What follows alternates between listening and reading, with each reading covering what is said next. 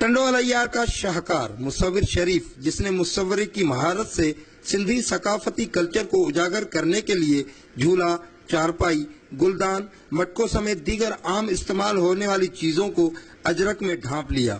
मुसव्विर शरीफ की सिंधी कल्चर का सामान न सिर्फ पाकिस्तान बल्कि बैरून मुमालिक में भी मशहूर है।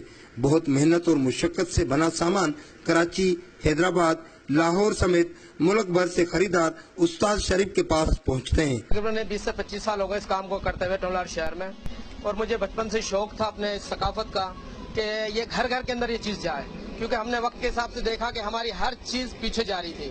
तो इस चीज़ को मद्देनजर रख के तो हमने ये कोशिश की, कुछ काम अपना इधर सीखा अपने उस्तादों के पास, कुछ हाला के अंदर जाके काम मैंने सीखा।